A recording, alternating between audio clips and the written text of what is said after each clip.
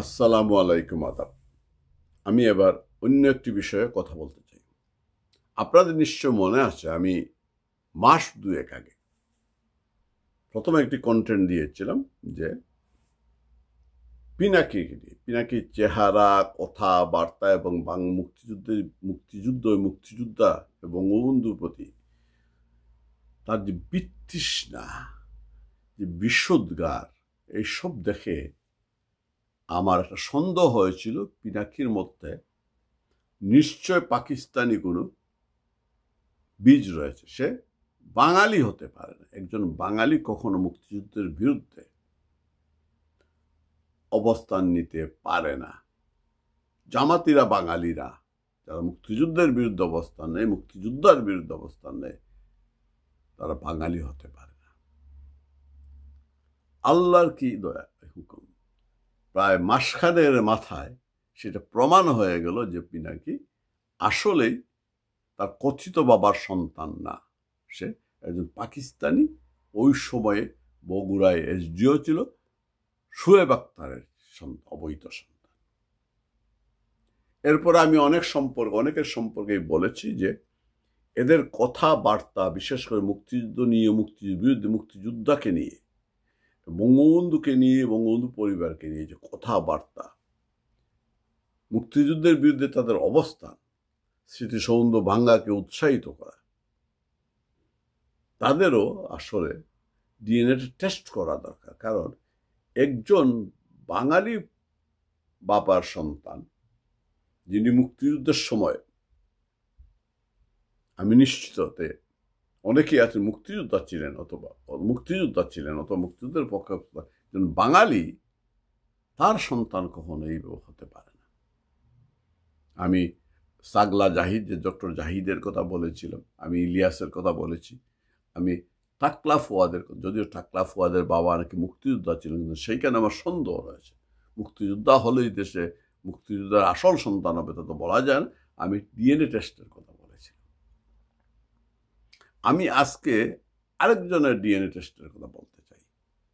তাকে আপনারা সবাই চেনেন, গিরগিটি আসিফ নজরুল। সার আসিফ নজরুল গিরগিটি। তার সারা জীবনের ইতিহাস যদি দেখেন, তার ক্ষণে ক্ষণেই তার রূপ সে বদলায়। সেটা গিরগিটি। এবং সে এমন মানুষ, আমি কয়েক আগ বলেছি যে তুষামদি নিজের স্বার্থে সে যে কোনো পাল্লায় সে যেতে পারে, যে কোনো দলে যেতে পারে, তার কোনো নীতি আদর্শ নেই, যে কোনো জনের পায়ে ধরতে পারে তার স্বার্থে সে। এই জন্য তাকে গিরগিটি, যে কোনো সময় রং বদলাতে পারে, তাকে আমি গিরগিটি বলছি। অনেকে অনেক কিছুই বলেন, আমি সেইভাবে বললাম। এবং আমি তাকে ব্যক্তিগতভাবে চিনি। তার সাথে আমি 98 বা 99 সম্ভবত 98 আমি তার সাথে বিলেতের লন্ডনের সাপ্তাহিক জনমতে কয়েক সপ্তাহ কাজ করেছি। তাকে আমি ব্যক্তিগতভাবে চিনি। এবং সে যাকে বিয়ে করেছে তার বাবা তো হুমায়ুন আহমদ, যিনি এরশাদের সময় জিয়ার সময় তুই রাজাকার প্রথম শব্দটি নাটকের মাধ্যমে নিয়ে, যেটা অত্যন্ত এখনো মানুষ সেটা বলে, তুই রাজাকার। এই যে কিছুদিন আগে, কালকেও শুনলাম ঢাকায় মিছিল হচ্ছে, আজাহার তুই রাজাকার, তুই রাজাকার, আতে আজাহার তুই রাজাকার, তুই রাজাকার। এই যে স্লোগানটা, এটা করেছিলেন হুমায়ুন আহমদ। এবং যে নাটকে এই শব্দটি ব্যবহার করেছিলেন, আমার মনে হয় সেই নাটকে না শিলা ছিল না। ওই নাটকে সম্ভবত ওই নাটকে শিলা ছিল না। আসিফের দ্বিতীয়, এখনকার যে বউ শিলা আসিফ। আমি আজকে কেন আসিফের ইতিহাস আমরা জানি। সে যখন জাহানারা ইমামের নেতৃত্বে ঘাতক দালাল নির্মূল কমিটি গঠিত হয়, জাতীয় সমন্বয় কমিটি গঠিত এবং যুদ্ধ অপরাধের বিচারের দাবিতে একটা ট্রাইব্যুনাল, গণ আদালত করা হয়, সেই সময় আসিফ নজরুল এই গণ আদালতের সাথে যুক্ত ছিল, ঘাতক দালাল নির্মূল কমিটির সাথে যুক্ত ছিল। ওই সময়ে তার বিভিন্ন কার্যক্রমের কারণে বিভিন্ন কর্মকাণ্ডের কারণে জাহানারা ইমাম রাগ করে বলেছিলেন ওকে জুতা পেটা করা প্রয়োজন, জুতা পেটা। এবং শেষ পর্যন্ত আসিফ নজরুল নাকি সেইখান থেকে সরে এসেছিল, বলে সে থেকে থাকতে চায় না। এবং খালেদা জিয়ার সরকার যখন গণ আদালতের জাহানারা ইমাম সহ গণ আদালতে সংশ্লিষ্ট সবাইকে রাষ্ট্রদ্রোহী মামলায় আসামি করেছিল, আসিফ নজরুল কিন্তু সেই মামলা আসামি ছিল না। আমার কেন জানি সন্দেহ আসিফ ওই সময়ও জামাতের এজেন্ট হয়ে সেই ঘাতক দালাল নির্মূল কমিটির সাথে যুক্ত হয়েছিল এবং যুদ্ধাপরাধীদের বিচার গণ আদালত যে গঠিত তার সাথেও যুক্ত হয়েছিল শুধু খবর পাচার করার জন্য। সেটা হয়তো জাহানারা ইমাম বুঝতে পেরেছিলেন কি হচ্ছে, কি হবে, ঘাতক দালাল নির্মূল কর্মসূচি কি, গণ আদালত কি করতে চায়, সব খবর পাচার করার জন্য। এবং যদি মামলা যদি আদালত উঠত, আমি নিশ্চিত আসিফ নজরুল রাজসাক্ষী হতো। রাজসাক্ষী হয়ে সে জাহানারা ইমামের বিরুদ্ধে সে সাক্ষী দিত। এবং জাহানারা ইমাম যদি জীবিত থাকতেন তাকে হয়তো খালেদা জিয়া পেলে ফাঁসিতেও ঝুলাতে পারত। এবং সেইখানে আসিফ নজরুল সাক্ষী হিসেবে দাঁড়াত।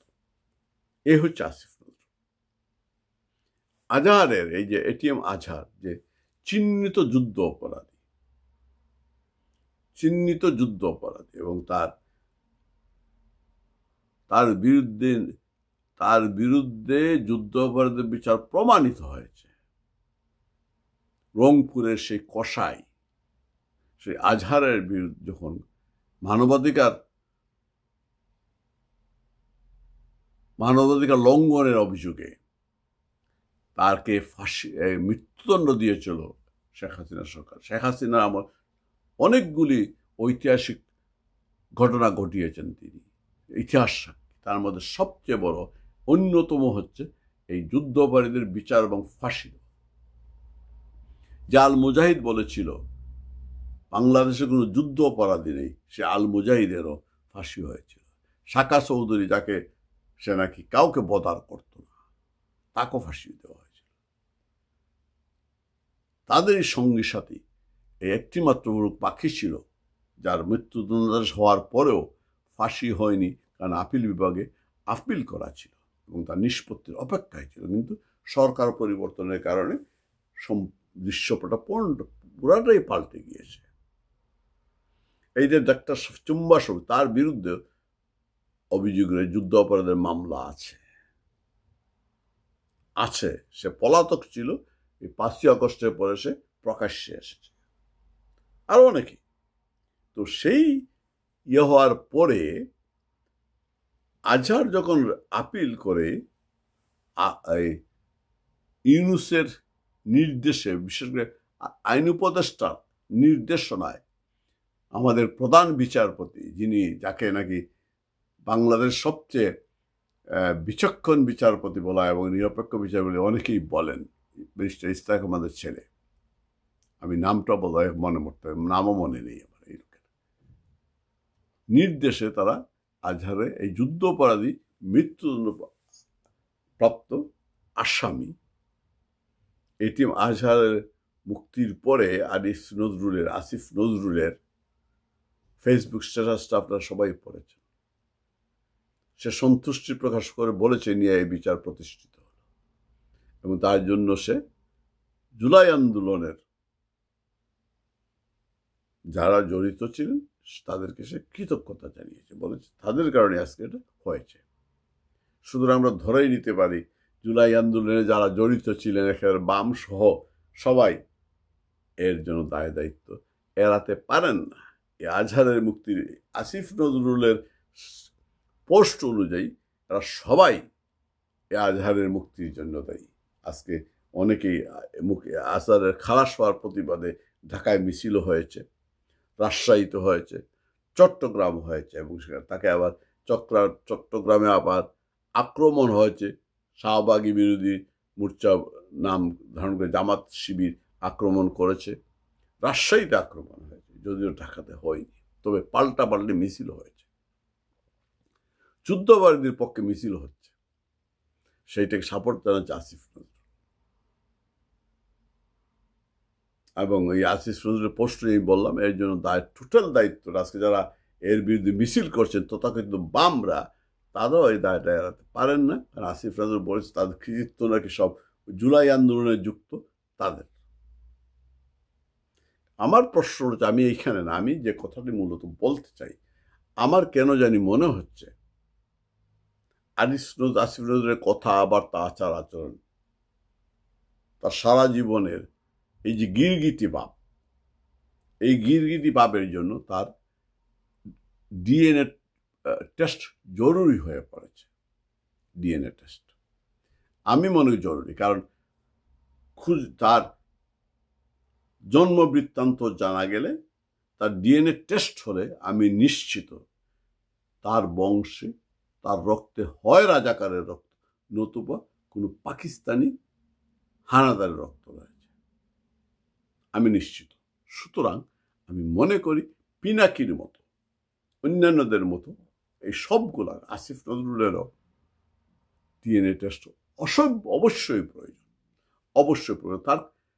তার ছাত্র জীবন থেকে এ পর্যন্ত সকল কার্যক্রম মুক্তিযুদ্ধের বিরুদ্ধে, মুক্তিযুদ্ধের পক্ষের শিবির অবস্থা নিয়ে সে কাজ করেছে মুক্তিযুদ্ধের বিরুদ্ধে, এবং সর্বশেষ শেষে এই আজহারের মুক্তিতে পোস্ট দিয়ে প্রমাণ করেছে সে আসলে একজন যুদ্ধাপরাধীদের পক্ষের লোক, সে জামাতের লোক, সে রাজাকারের বংশধর। সুতরাং তার ডিএনএ টেস্ট অবশ্যই করা দরকার আসিফ নজরুলের। দেখবেন আমার কথাটা আপনারা পেয়ে যাবেন। যদি ডিএনএ টেস্ট হয় তো আজকে না হোক ভবিষ্যতে প্রমাণিত হবে। আসলেই দিন আসবে যেদিন আমরা প্রমাণ করে দেব আসিফ নজরুল এর রক্তে রাজাকারের রক্ত, অথবা পাকিস্তানি কোনো হানাদার রক্ত। পিনাকির মতো, পিনাকির বাপ যেমন পাকিস্তানি শোয়েব আখতার, আসিফ নজরুলের কেউ না কেউ মুক্তিযুদ্ধের সময় ডেফিনেটলি আমাদের মুক্তিযুদ্ধের বিরুদ্ধে ছিল। সুতরাং অবশ্যই তার ডিএনএ টেস্ট হওয়াটা প্রয়োজন। সবাই ভালো থাকবেন, সুস্থ থাকবেন। জয় বাংলা, জয় বঙ্গবন্ধু।